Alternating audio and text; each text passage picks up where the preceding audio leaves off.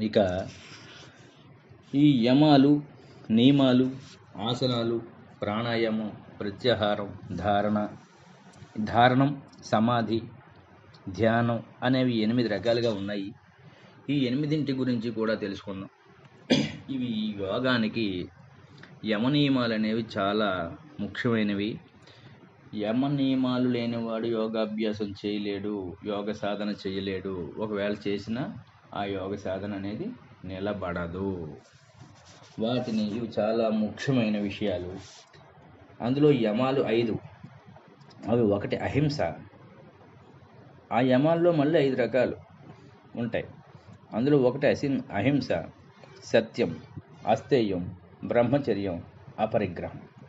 మనసు ద్వారా, వాక్కు ద్వారా, కాయ కర్మ ద్వారా ఎవరినైనా హింసించవచ్చు. ఆ రకంగా ఎవరిని హింసించకుండా ఉండడమే అహింస.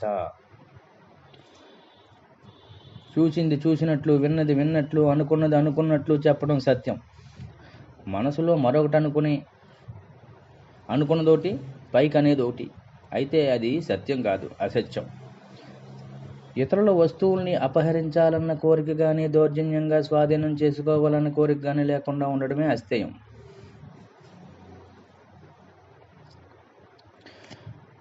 పరస్త్రీ లోలత మనసా వాచా కర్మణ లేకుండా ఉండటం బ్రహ్మచర్యం. శరీర అవయవాలకు మించి ఆహారాదుల్ని, ధనాన్ని పోగు చేసుకోకుండా ఉండడమే అపరిగ్రహం. లేదా ఇతరుల వస్తువుల్ని యాచించకుండా ఉండటం. తనకి ఎంత అవసరమో అంతే తీసుకోవాలి, ఎక్కువ తీసుకోకూడదు. ఈ యమాలు గలవాడే యముడు. జాతి, దేశ, కాల, సమయముల చేత ఈ యమాలు విచ్ఛిన్నం కాకుండా చూసుకునే మహావ్రతమే ఎవరికైనా సార్వభౌమత్వాన్ని ఇస్తుంది. ఉదాహరణకి అహింసను తీసుకోండి. జాతి సంకోచం, నేను మాంసం తినను, అది మహాపాపం, చేపలను మాత్రమే తింటామని అనకూడదు, ఏది తినకూడదు.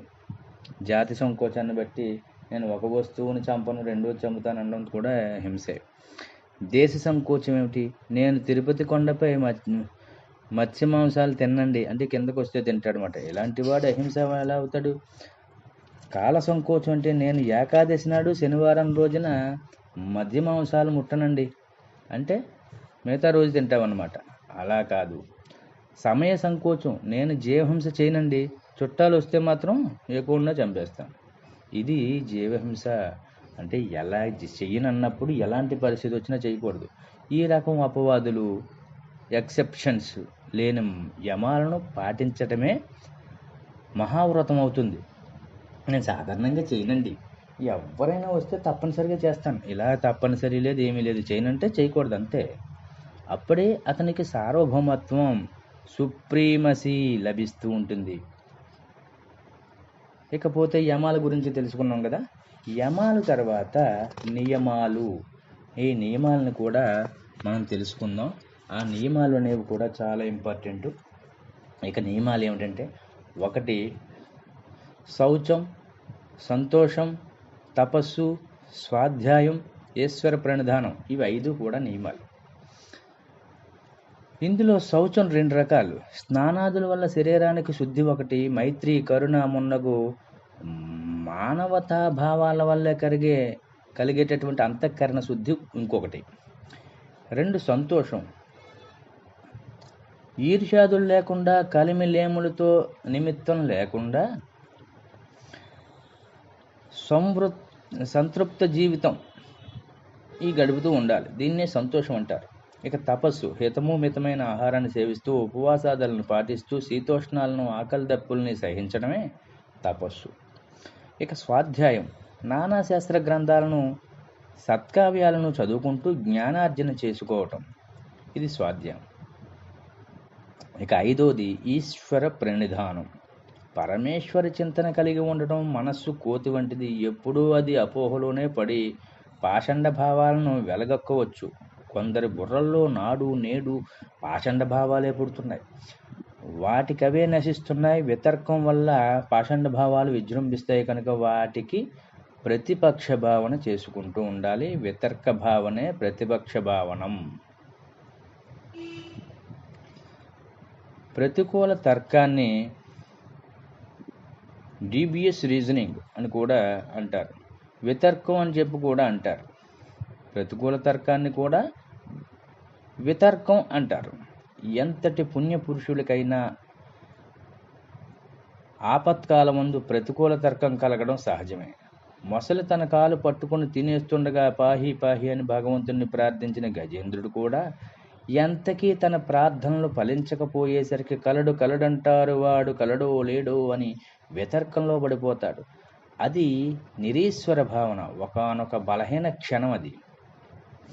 ఈశ్వరుడు నాకు నౌకరా ఏమిటి, పిలవగానే చేతులు కట్టుకుని పరిగెత్తుకు రావటానికి అనే ప్రతిపక్ష భావన చేసుకుంటే మనోదౌర్బల్యం నశించదా? ఈశ్వరుడు వ్యక్తి కాదు, శక్తి అని బ్రాహ్మణం ఉద్బోధిస్తోంది. అది ఉద్ఘోషిస్తూనే ఉంది బ్రాహ్మణం. పౌరాణికులు విగ్రహీకరించారు దాన్ని. అంటే పౌరాణికులందరూ కూడా విగ్రహీకరించారు దాన్ని. విగ్రహం సంకేతమే కానీ సాక్షాత్ స్వరూపం కాదు. వితర్కానికి ప్రయోజనమే హింస. దాని లక్ష్యం దౌర్జన్యానికి సమర్థన.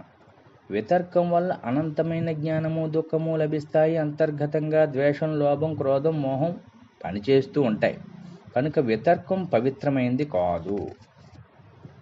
స్వయంగా చేసేదానినే కృతము అంటారు. ఇతరుల ప్రేరణపై చేసేదాన్ని కారితం అంటారు. ఇతరులు మెచ్చే విధంగా చేసేదానిని అనుమోదితం అంటాం. అయితే కొందరు స్వయంగా హింసాదుల్ని చేయలేరు, ఎవరైనా చేస్తే బాగుంటుందని కోరుకుంటారు. అలాంటి వాళ్లే వితర్క భావనలను ప్రచారం చేస్తూ ఉంటారు. ఇతరులను దుష్కృత్యాల యందు ప్రేరేపించడము, చేసిన దానిని బహిరంగంగా శ్లాఘించడము వారి పని. వారును దోషులే. నువ్వు చెయ్యకపోతే ఎదుటివారి చేత చేయించినా అది తప్పే. వితర్క బుద్ధుల యందు ఉపేక్షయోగులకు అవసరం. ఇది దానివల్ల చిత్త దౌర్మల్యం చెడదు, చిత్త నైర్మల్యం చెడదు. ఏంటంటే వితర్క బుద్ధుల యందు ఉపేక్షయోగులకు అవసరం. దానివల్ల చిత్త నైర్మల్యం చెడిపోదు. విపక్ష భావనతో తన్ను తాను కాపాడుకుంటూ కైవల్యం పొందటమే అతని లక్ష్యం కావాలి. ఇక అహింస అంటే ఏమిటి? అహింస వ్రతనిష్టాయాం తత్సన్నిధే వైరత్యాగ అన్నారు. అంటే అహింస ఎక్కడైతే ప్రతిష్ఠించబడుతుందో అక్కడ వైరం త్యజించబడుతూ ఉంటుంది. ఎంతో వైరభావంతో ఢీకొన్న రాక్షసులు కూడా అచంచలమైన మహర్షులు యందు దుర్బలులయ్యారు. ఇక సత్యము. ఋషుల వాక్కునందు సత్యం ప్రతిష్ఠించబడి ఉంటుంది కనుకనే వారి వాక్కును అర్థం అనుసరించి ఫలిస్తుంది. అతను నిందిస్తే శాపమే, ఆశీర్వదిస్తే వరమే. సత్యానికి అంత గొప్ప విలువ ఉంది. అస్థేయం. పరధనాన్ని దొంగిలించాలన్న కోరిక లేకుండా ఉండటం అస్థేయం. పరధనాన్ని ఆశించిన వాడే సర్వసంపదలని సంపాదించుకోగలుగుతాడా? అంటే ఆశించని వాడే ఈ మోక్ష సంపదని సంపాదించుకుంటాడు. పరధనాన్ని ఆశించని వాడే ఈ భౌతిక సంపద కాదు, మోక్ష సంపదని సంపాదించుకోగలుగుతాడు. ఇక బ్రహ్మచర్యం ప్రతిష్ఠించిన యోగికి వీర్యలాభం ఉంటుంది. వీర్యం అతని శరీరంలోనే జీర్ణమై వర్చస్సును ఓజస్సును ఇస్తుంది. బ్రహ్మచర్యేన తపసా దేవ మృత్యుముపాఘ్నత. అంటే ఇలా అంటూ ఉంటారు. ఏమిటి? అధర్వణ వేదం ఇలా చెప్పింది. బ్రహ్మచర్యంతో తపించిన వాడు మృత్యువును త్రిప్పుకొడతాడని అర్థం. ఆయువు వీర్యం ద్వారా క్షయించిపోతూ ఉంటుంది. వేదం భావించింది ఇలాగని. అపరిగ్రహం. దేహయాత్రకు ఎంతవరకు అవసరమో అంతకు మించి సంపాదించకుండా ఉండటం అపరిగ్రహం అని చెప్పబడుతుంది. అపరిగ్రహి స్థైర్యం గల యోగికి మాత్రమే జన్మ సార్థకత లభించేస్తుంది. ఇక శుచిగా ఉండడం. శుచి అంటే శుచి యందు ఆసక్తి గలవాడికి శారీరక మలినాల యందు జుగుప్స కలుగుతుంది కనుక మలిన శరీరుల్ని మలిన మనస్కుల్ని విడిచిపెడతాడు. బాహ్య శుచితో పాటు అభ్యంతర శుచి కూడా కలిగిన వాడికి బుద్ధి పరిశుద్ధమవుతుంది. మానసిక పరిశుద్ధి అంటే శౌచం వల్లనే సౌమనస్యం, ఏకాగ్రత, ఇంద్రియ జయం, ఆత్మసాక్షాత్కార యోగ్యత క్రమక్రమంగా లభిస్తాయి. ఈ శుచి వల్లే, ఈ శుచి శుభ్రత ఉండాలి. సంతోషంతో జీవించేవాడికి ఉత్తమోత్తమ సుఖం లభిస్తుంది. ఇక తపస్సు వల్ల మనస్సునందు శరీరమందు గల అశుద్ధి అంటే ఇంప్యూరిటీ ఇదంతా కూడా నశించి శరీర సౌష్ఠవం, బుద్ధికి ప్రతిభ కలుగుతాయి. ఇక స్వాధ్యాయం అంటే నానా శాస్త్ర గ్రంథ పఠనం, దీన్నే స్వాధ్యాయం అంటారు. దీనివల్ల యోగికి బ్రహ్మ సాక్షాత్కారం లభిస్తుంది. ఈశ్వర ప్రణిధానం అంటే ఈశ్వర ప్రణిధానం వల్ల సమాధి సిద్ధి, అచీవ్మెంట్ ఆఫ్ కాన్సన్ట్రేషన్. వీడికి కాన్సన్ట్రేషన్ అనేది దాన్ని సాధించవచ్చు అన్నమాట. ఇక ఆసనం అనగా కూర్చునే విధానం. అది సుఖంగా ఉండాలి, అప్పుడే మనస్సు నిర్మలంగా పనిచేయగలుగుతుంది. ప్రతి శరీరం ఏదో ఒక భంగిమలో సుఖంగా ఉంటుంది. పశువులు, పక్షులు, సరీసృపాలు తమ శరీర నిర్మాణానికి అనుకూలమైన విధంగానే ఆసీనమై ఉంటాయి. సుఖంగా ఉండాలే కానీ నిద్రావహంగా ఉండకూడదు. మరీ సుఖంగా ఉంటే నిద్ర వస్తుంది. అలా అని ఆసనం బాధిస్తూ ఉంటే కూర్చోలేం. కనుక ఈ ద్వంద్వానికి కూడా అతీతంగా ఉంటే చాలు. ఇక ప్రాణాయామం. ఈ విధంగా ఉచితాసనం మీద కూర్చుని స్థిమితపడిన తర్వాత ఉచ్ఛ్వాస నిశ్వాసాలను ఒకదాని వెంట ఒకటి నిరోధించుకుంటూ తగిన వ్యాయామం చెయ్యాలి. దానికే ప్రాణాయామం అని పేరు. ఉచ్ఛ్వాసమనగా లోపలికి పీల్చే గాలి, నిశ్వాసమనగా బయటికి విడిచిపెట్టే గాలి. దీనికి బాహ్య వృత్తి, అభ్యంతర వృత్తి, స్తంభ వృత్తి అని 3 వృత్తులు ఉంటాయి. అది దేశకాలోచితమై దీర్ఘ సూక్ష్మములే ఉండాలి. ఊపిరితిత్తుల్లోని గాలిని క్రమక్రమంగా 1/2 నిమిషం సేపు బయటికి వదలాలి. పూర్తిగా ఊపిరితిత్తులు ఖాళీ కావాలి. ఆ తర్వాత గాలిని పీల్చకుండా నిమిషం ఉండాలి. ఇది బాహ్య వృత్తి అంటారు. ఇలా చేసిన తర్వాత బయటనున్న గాలిని క్రమక్రమంగా 1/2 నిమిషం పాటు లోపలికి పీల్చి ఊపిరితిత్తుల్ని పూర్తిగా గాలితో నింపాలి. అలా నింపి 1 నిమిషం పాటు బంధించాలి. ఇది అభ్యంతర వృత్తి. బయట గాలిని లోపలికి పీల్చకుండాను, లోపలి గాలిని బయటికి విడవకుండాను ఊపిరిని తనలో నిమిషం స్తంభింపజేయటాన్నే స్తంభ వృత్తి అంటారు. ఈ విధంగా వాయురేచక పూరకాలకు ఉభయ సంధ్యలయందు గంట సేపైనా చేయటమే ప్రాణాయామం. ఇలా చేస్తేనే దీన్నే ప్రాణాయామం అంటారు. పల్లపు ప్రాంతాల యందు తక్కువ కాలం, పర్వత ప్రాంతాల్లో ఇంకా ఎక్కువ కాలం, వేసవి కాలంలో ఎక్కువ కాలం, వర్షాకాలంలో శీతాకాలంలోనూ తక్కువ కాలం చేసుకోవాలి. ఊపిరితిత్తుల్లో నిమ్ము చేరకూడదు. నిత్య జీవితంలో కూడా కొందరు గాలిని ఊపిరితిత్తుల్లో లోపలికంటా పూర్తిగా పీల్చి పూర్తిగా విడిచిపెడుతూ ఉంటారు. వారికి వేరే ప్రాణాయామం అవసరం లేదు. శరీరాన్ని ప్రాణవంతం చేసుకోవడం కోసమే ప్రాణాయామం ఉద్దేశించబడింది.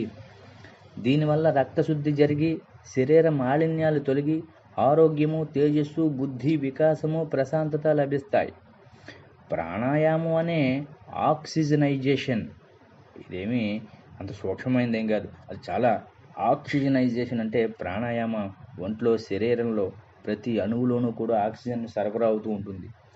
ఈ ఆక్సిజనైజేషన్ వల్ల సత్వగుణం ప్రకాశిస్తుంది. ధారణ అంటే జ్ఞాపక శక్తి పెరుగుతుంది. బ్రహ్మచారులకు, గృహస్థులకు, సన్యాసులకు ప్రాణాయామం ప్రాణప్రదమైనది. ఇకపోతే రెండవది ప్రత్యాహారం కదా. ప్రత్యాహారం అంటే ఏమిటి?